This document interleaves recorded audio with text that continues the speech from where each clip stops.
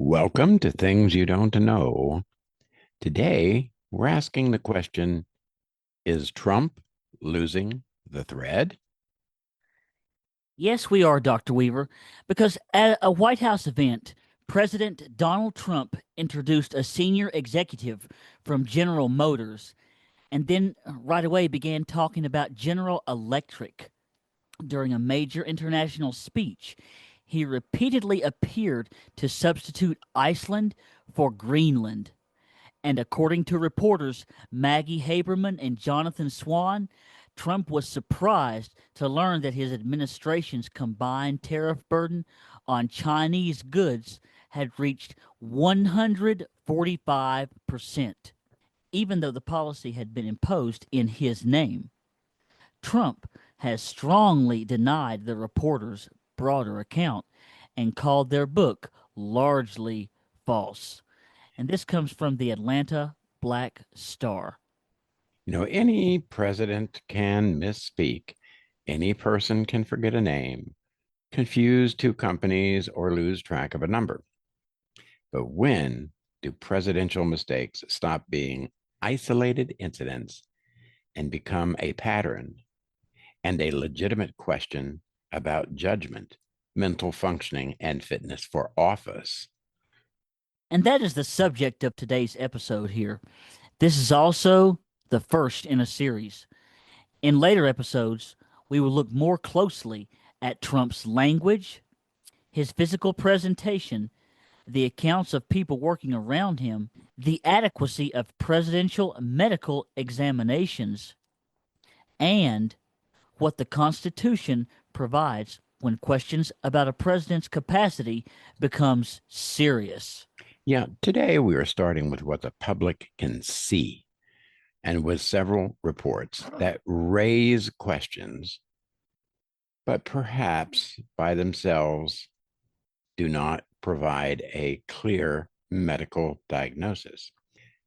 We need to establish an important standard at the beginning.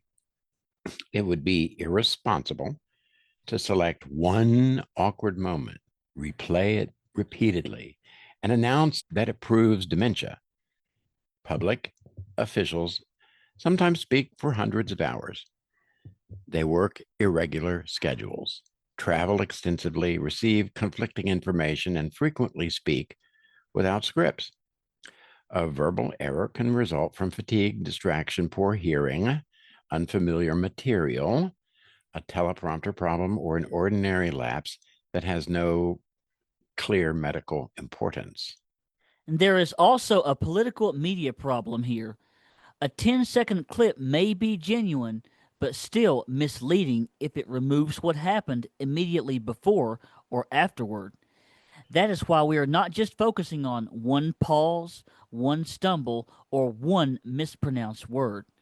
The relevant question is whether there is a recurring collection of mistakes involving names, geography, policies, organizations, physical direction, and coherent explanation.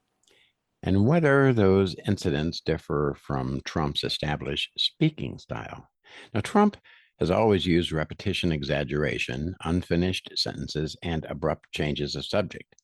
He often begins an answer, moves into a personal story, introduces an unrelated complaint, and never returns directly to the question. Maybe it's a dodging technique, too. You think, Chandler? Yes, Dr. Weaver. He describes this as the weave. His supporters often see it as entertaining conversational style. Critics see it as disorganized. The medical question is not whether the style is unusual, it is whether the person's functioning has changed from his previous level, which I believe it has. If you look at films and tapes from, early 2000s, it's very different. Well, and you can just hear his voice from the early 2000s versus now. And not only has his voice changed, but the way he forms his sentences, the way he says his words, Dr. Weaver. Yes. And that distinction, it really matters here because we are not comparing Trump with a polished television announcer. we're comparing the Trump of today with the Trump of 5, 10, or 20 years ago. Yes. So consider the White House event on July 13th, 2026. On that day, Trump introduced Mark Roos, the president of General Motors. Shortly afterward, while apparently continuing to discuss the company and its executive, Trump referred to General Electric and spoke about the company becoming involved in weapons production. General Motors and General Electric are two entirely different corporations. The error occurred during a prepared presidential event in which Trump had just introduced the General Motors executive standing near him. And that information comes from Atlanta Black Stars. That could be a simple substitution involving two familiar corporate names. Possible, I suppose. People sometimes retrieve a related but incorrect word. If that's a continuing pattern, that is a concern. Clinically, one substitution is not very informative.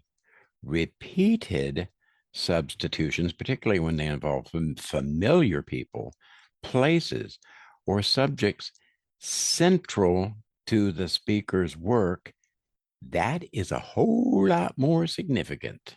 There have been other substitutions too, Dr. Weaver. On September 18th, 2025, during an appearance with British Prime Minister Starmer, Trump spoke about a peace agreement involving Azerbaijan and Armenia, but he referred to the countries as Azerbaijan and Albania. The agreement Trump was discussing actually concerned Armenia and Azerbaijan, not Albania and Azerbaijan. It was not an obscure matter accidentally raised by a reporter. Trump had hosted the leaders at the White House the previous month and had claimed an important role in the agreement. Again, Armenia and Albania begin with the same letter. Oh, yeah, they do. And they have somewhat familiar or similar sounds. Healthy speakers can, I suppose, make that kind of error. Presidents usually do not. The concern grows when the person repeats it, fails to recognize the correction, or combines it with other mistakes involving people and places he is expected to know. Then there was Trump's January 21st, 2026 address at the World Economic Forum in Davos. While discussing his campaign to acquire Greenland, Trump appeared several times to use the name Iceland instead of Greenland. The White House disputed the interpretation and said that Trump had not confused the two places. The complete speech is available, allowing viewers to judge the sequence for themselves rather than relying solely on an edited clip. That response from the White House should be included. A serious examination cannot present only the most damaging interpretation, but neither should reporters pretend that the words were not spoken. The public should be able to examine the complete recording and ask whether Trump was making a rhetorical comparison, referring to another matter, or repeatedly substituting the wrong country as it appears. Now, this is where we have to begin to question the pattern. General Motors becomes General Electric. Armenia becomes Albania. Greenland appears to become Iceland. None of those examples independently prove impairment. Together, however, they justify asking whether word retrieval and name substitution are becoming more frequent. And I think they are. Yeah, confusing a company or a country can be embarrassing. Not understanding a major policy can have more immediate consequences. Tariffs are a pretty good example of that. A president does not need to memorize every rate assigned to every product. Tariff systems, especially under this administration, include exceptions, overlapping orders, and rates that change over time. But a president should understand the central dimensions of a trade policy that he personally promotes. Haberman and Swan reported that Trump did not realize the cumulative tariff burden imposed on Chinese goods had reached 145% until an aide or an official explained it to him. According to Haberman's public account, Trump reacted with surprise. He reacted with surprise when he was told the figure. Trump has attacked the book containing these reports, calling it overwhelmingly false and accusing its authors of producing fabricated material coming from the Daily Beast. Because this account comes from reporters describing private events, it belongs in a different category from an error recorded on video. We can verify what Trump says in a public speech. We cannot independently observe a private conversation merely because reporters describe it. Haberman and Swan have extensive access to Trump's political operation, but their account still requires attribution. The correct wording is not Trump got his tariff. It is two reporters with access to his administration report that he appeared unaware of the total rate. Pretty serious. That's very serious, Dr. Weaver. Even with that qualification, the allegation is very serious. Trump has made tariffs one of the central policies of his administration. A 145% tariff is not a minor adjustment. If the president imposing it did not understand that the rate had become that high, there are several possibilities. He may not have been briefed clearly. He may not have paid attention. He may have approved individual increases without understanding their combined effect. Or the reporter's account may be incomplete. Those possibilities do not all represent dementia. Clinical diagnoses rely on repeated patterns. Now, it seems to me that there is a repeated pattern happening here. Poor preparation is not dementia. Indifference to detail is not dementia. Delegating excessively is not dementia. Pretending to understand something is not dementia. But all can still raise questions about presidential performance. The choice is not between cognitive disease and complete competence. A person can exercise dangerously poor judgment without having a neurological disorder. Now, another factor that plays into this, it involves Trump's movement and impaired awareness during ceremonies. During a July 2026 visit to Turkey, television footage appeared to show Trump moving away from the designated arrival path before Turkish President Erdogan took his arm and redirected him. During another portion of the visit, Trump appeared to close his eyes during an extended period while seated at a public event. Words such as appeared are essential here.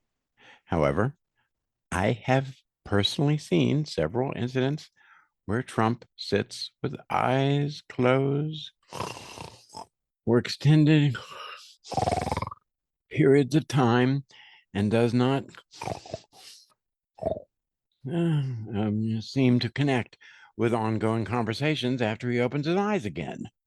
And I have seen that same thing, Dr. Weaver, personally. But the public is also entitled to notice repeated occurrences. Trump's schedule, his age, and his health are relevant because the presidency is physically demanding. In June 2026, he turned 80 years old, making questions about stamina and age unavoidable even when no particular illness has been established. Trump says he has repeatedly passed cognitive screening tests, and the White House says his medical examinations show that he remains in excellent health. Yeah, screening tests can be useful, but it does not settle every concern. A brief cognitive screen is designed primarily to identify certain obvious difficulties. It is not the same as a complete neurological examination or a detailed neuropsychological evaluation measuring memory, language, attention, executive functioning, visual spatial skills, and change over time. Passing a screen does not automatically explain every observed behavior. Failing one would be concerning, but passing one is not a permanent certificate that no decline can exist. And the test that Trump likes to brag about is probably the test to detect severe neurological or head trauma, say after an accident, a test that most everyone could pass, like which one is an elephant and which one is a donkey. Come on, give me a break. Yeah, me too. Now we come to behavior that is quite different from a verbal mistake. Trump has openly described moving valuable government objects from federal offices into the White House. Treasury Secretary Scott Bessent said that Trump requested that a portrait of Alexander Hamilton be moved from the Treasury Department to the White House.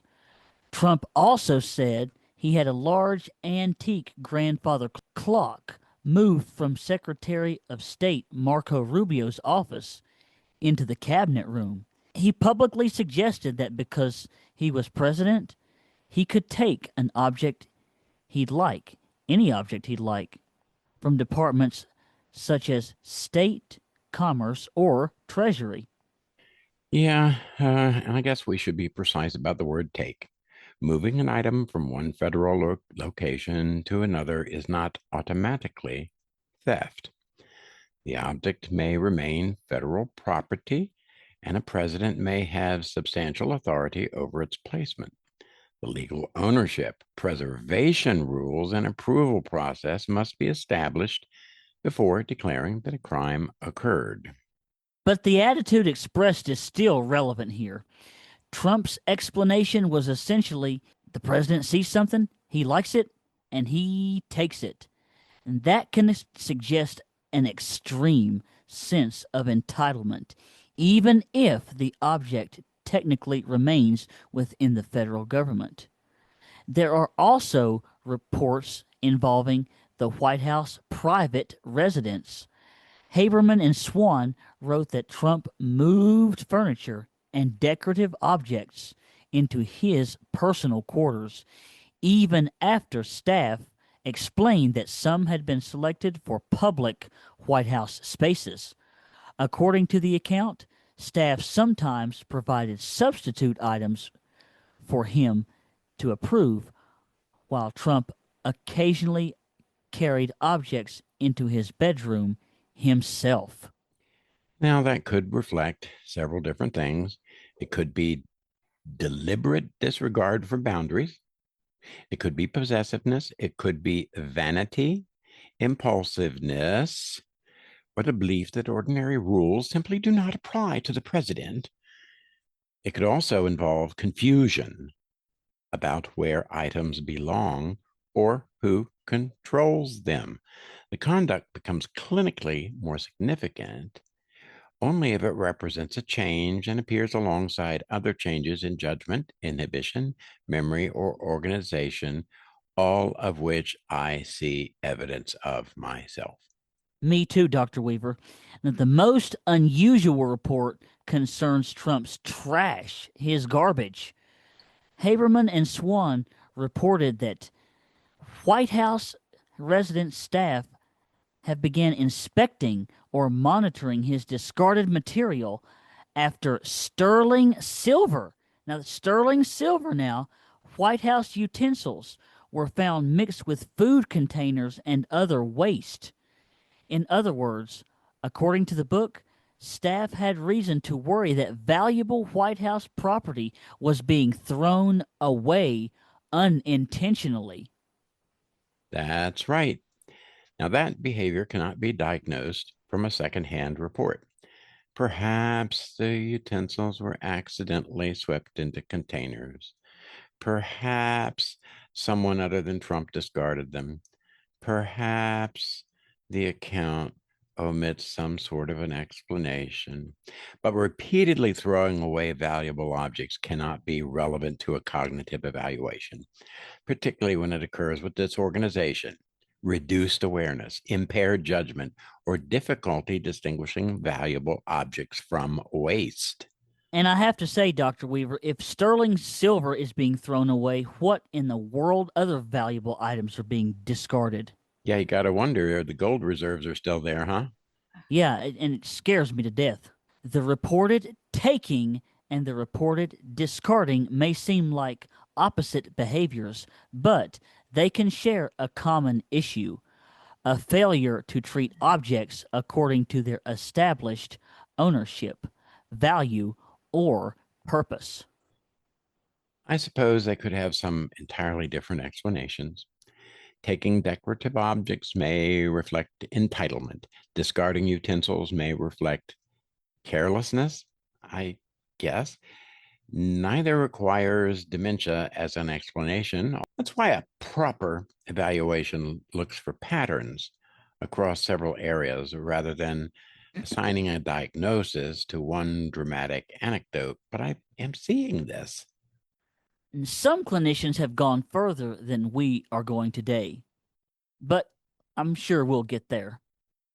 Clinical psychologist John Gartner has publicly argued that Trump displays behavior consistent with frontotemporal dementia. Gartner has pointed to changes in language, impulse control, judgment, and public conduct. He has not personally examined Trump, and the White House has dismissed his claims as politically motivated. Frontotemporal dementia is a real group of neurological disorders. Depending on the form, it can involve changes in personality, social behavior, inhibition, language, and judgment. Federal medical information notes that some patients experience poor judgment, impulsivity, altered social conduct, or difficulty resisting the urge to touch or use objects. That's from the National Institute on Aging. That explains why clinicians may consider apparently inappropriate handling of possessions to be quite relevant, as I do. It does not establish that Trump has that disorder conclusively at this point. Other medical commentators have pointed to fragmented answers, substitutions, word finding difficulties, and statements that become increasingly difficult to follow. Those observations are based on publicly available material rather than a private medical evaluation. A clinician may responsibly explain that a certain behavior can occur in dementia. That is different from declaring that a particular person has dementia. Takes an in-person evaluation to do that conclusively. The same visible behavior may have several causes. A long digression could reflect a neurological problem, but it could also reflect habit, poor discipline, a desire to avoid the question, or a political strategy based on overwhelming the audience with unrelated claims. In other words, dodging the question. A person who says something false may have forgotten the truth. He may never have known it. He may have been misinformed, or he may know the truth and be lying. Those possibilities cannot be treated as interchangeable. But refusing to make an unsupported diagnosis should not become an excuse for refusing to examine the evidence. There is a big difference in saying, we cannot diagnose Trump from a recording, and saying, therefore, nothing in the recording matters. Exactly. Observable behavior is evidence. It's not always enough evidence for a diagnosis, but it can justify questions, further examination, and public transparency. And of course, Trump and the White House reject the suggestion that he is cognitively impaired. Trump says that he has taken cognitive tests on multiple occasions and performed perfectly. White House medical statements have described him as being in excellent health and capable of carrying out the duties of the presidency. His defenders also accuse news organizations of selecting unflattering moments from long appearances while ignoring hours in which he speaks, travels, negotiates, and answers questions. Yeah, and I suppose that defense deserves some consideration. Trump maintains an extensive schedule and participates in events that require considerable endurance. A person with severe advanced dementia would generally be expected to show substantial impairment across many ordinary activities. The more difficult question involves an early or developing problem that might be intermittent, concealed by staff, or visible primarily during unscripted moments. Now, Dr. Weaver, you know that we could not do a podcast like this without mentioning the political double standard here. I really want to talk about that. Go for it.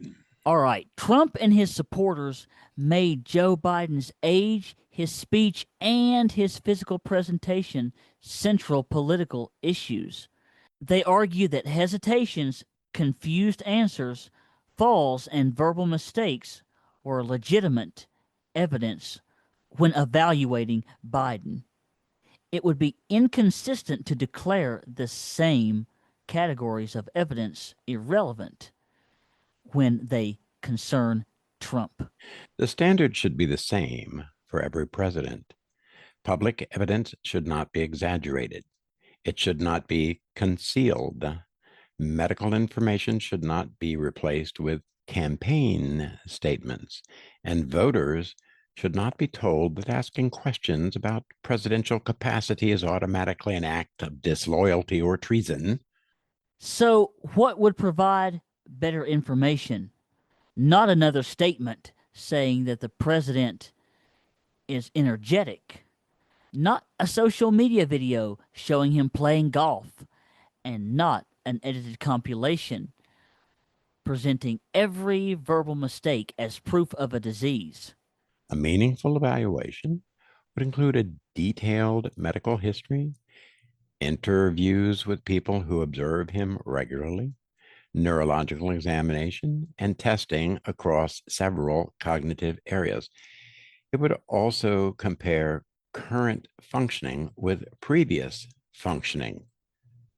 The public does not need access to every private medical detail, but it is responsible to request more than a few sentences written by a physician selected and paid and perhaps paid off by the president.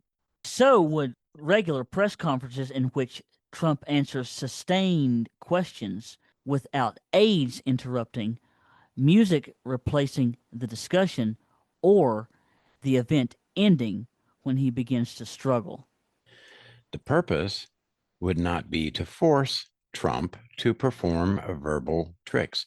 It would be to observe whether he can understand a complex question, retain its major parts, organize an answer, distinguish related facts, and remain on the subject. Those abilities matter when a president is dealing with military intelligence, atomic bombs and stuff like that, economic emergencies, like our economy going to pot, nuclear policy, and foreign leaders. And today, we're not concluding that Donald Trump has dementia. We are concluding that the collection of public mistakes and reported private behavior is substantial enough that the question should not be dismissed. Yeah, a president who occasionally misspeaks is normal. A president who repeatedly confuses names, places, and organizations, appears unaware of major policy details, handles public property in unusual ways, and shows possible changes in judgment deserves careful evidence-based examination. That examination should not begin with a predetermined diagnosis. It should also not end with a White House assurance that everything's fine. That's right. And today in this episode, we have concentrated on the visible and reported incidents themselves. In upcoming episodes, we will separately examine Trump's changes in speech, the medical meaning and limitations of cognitive testing, the role of staff members who may compensate for a president's difficulties, also known as sycophants, which we've already touched on in a two-part series, and the constitutional question of what happens when presidential capacity is genuinely in doubt and in question. Yep. The issue is not whether people like Donald Trump or dislike him. The issue is whether the person exercising the powers of the presidency can consistently understand information, make sound decisions, and communicate clearly. That is not a partisan question. It is a requirement of the office. Today, we have presented you with information, and we encourage you to please not take our words for it. Look the information up. We have simply just stated information that is out there. You can look it up for yourselves, and we highly encourage you to do so. Yes, indeed. Listen, thanks for joining us today. Hope that you'll come back. We have lots more coming your way. Be sure and leave a like, comment, subscribe, and we'll see you soon.